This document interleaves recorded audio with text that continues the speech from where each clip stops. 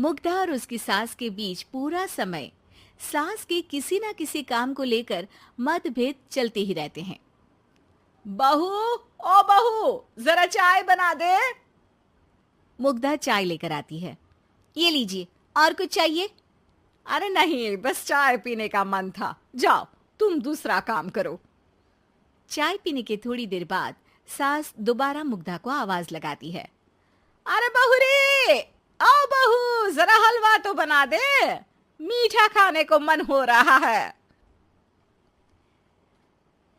इसी तरह मुग्धा की सास पूरा समय कोई ना कोई काम बताकर उसे रसोई से बाहर तक निकलने नहीं देती। कभी चाय, कभी हलवा, कभी पानी तो कभी दूध, हर समय खाने को चाहिए और उसके लिए अपने हाथ पैर बिल्कुल नहीं हिलाने। परेशान किया हुआ है इन्होंने। सास की जबरदस्ती परेशान करने की आदतों से दुखी मुग्धा एक शाम सचिन के साथ अपने कमरे में बैठी हुई बात कर रही होती है। सुनो जी, मम्मी जी की ये जानबूझकर मुझे परेशान करने की फरमाइशों से मैं बहुत फ्रस्ट्रेट हो चुकी हूँ। पूरे दिन में एक सेकंड का आराम नहीं मिलता। रसोई से बाहर कदम रखती नहीं कि बहू ये बना दे, बहू री वो बना दे। अरे इनकी फरमाइशें चलती ही रहती है। अरे मुग्धा, माँ खाने की शौकीन है, पर उम्र हो चली है, खुद खाना नहीं बना सकती, इसलिए तुमसे बोलती है। अरे तो शौक भी उम्र देख कर रखने चाहिए ना। समझ में नहीं आता, हर समय फेविकॉल का जोड़ लगाए सोफे से चिपके बैठी रहती है। इतना सब डाइजेस्ट कैसे हो जाता है उन्हें? अरे तुम मेरी माँ से इतनी नफरत कैसे कर सकती हो? मैं उनसे नफरत नहीं करती जी, बस परेशान हूँ। जहां मुग्धा अपने पति से ये सब बोल रही होती है, वहीं उसकी सास भी कमरे के बाहर दरवाजे से कान लगाए सारी बातें सुन रही होती है और अगली दोपहर रसोई में मुग्धा के पास जाती है। बहू, आज ना मेरा कुछ मसालेदार खाने का मन है। तो चाय बना दो, मुझे बहुत पसंद है। अरे ना, ऐसा कर लिट्टी चोखा बना ले। और हाँ, जितना मसाला बातों में मिलाकर पति को सुनाती हो ना, सब्जी में भी वैसे ही डाला करो, खाना स्वादिष्ट बनेगा। सास की बात सुनकर मुग्धा हैरान रह जाती है। मतलब अब पूरा समय मुझ पर हुक्म चलाने के साथ बंद कमरे में हुई पति पत्नी की बीच की बातें भी सुनती है? अरे बात जब मेरी थी तो सुनने में क्या दिक्कत है?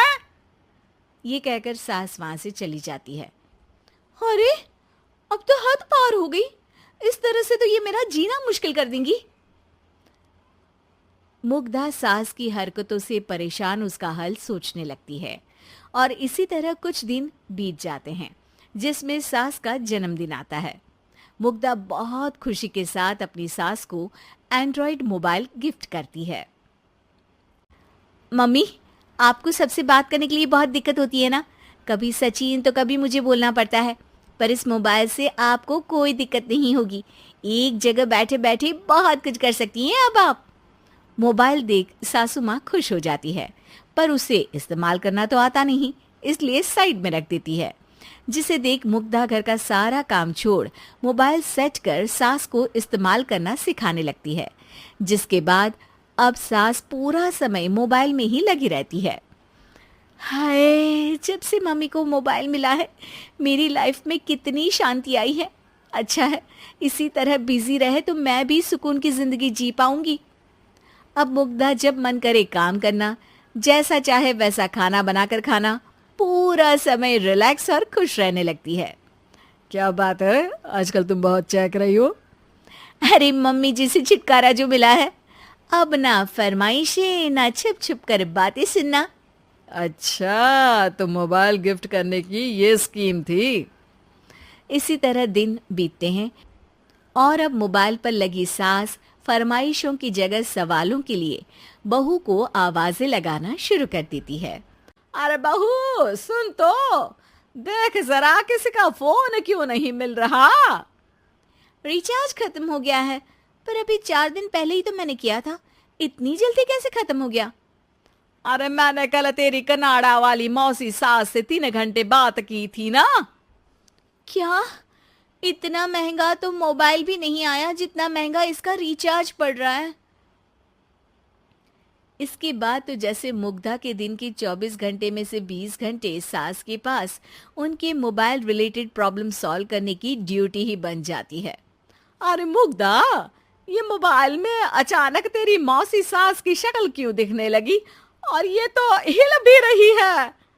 मम्मी, ये गूगल डुओ का वीडियो कॉल है। इसमें आप बात करने के साथ एक दूसरे की शक्ल भी देख सकती हो। अच्छा, ये तूने मुझे पहले क्यों नहीं बताया? अब बताने के लिए पहले नहीं बताया। इसी बीच सचिन भी वहां आ जाता है और सास अपनी वीडियो कॉल में बिजी हो जाती है। क्यों, सास बहू में क्या गपशप चल रही है? इसे गपशप नहीं, दिमाग का दही होना बोलते हैं। पर तुम तो मम्मी को मोबाइल देकर बहुत खुश थी, फिर क्या हुआ? हाँ, उसका सुकून भी कुछ ही दिन मिला। अब घर के टंटे खत्म हुए तो मोबाइल की टिंग टिंग शुरू हो गई। देखो भाई, कुछ पाने के लिए कुछ खोना तो पड़ता है। आखिर तुमने मोबाइल अपने फायदे के लिए ही तो दिया है, तो फिर सवालों के जवाब भी देने पड़ेंगे, क्योंकि जब तक उनके हाथ में ये फुंथरू रहेगा, तुम्हारी लाइफ में प्राइवेसी और सुकून रहेंगे। कहने का मतलब है अगर इससे प्यार बढ़े तो दाग अच्छे हैं। अरे मुझे पहले दिन से ही पता है मोबाइल किस मकसद से दिया गया है।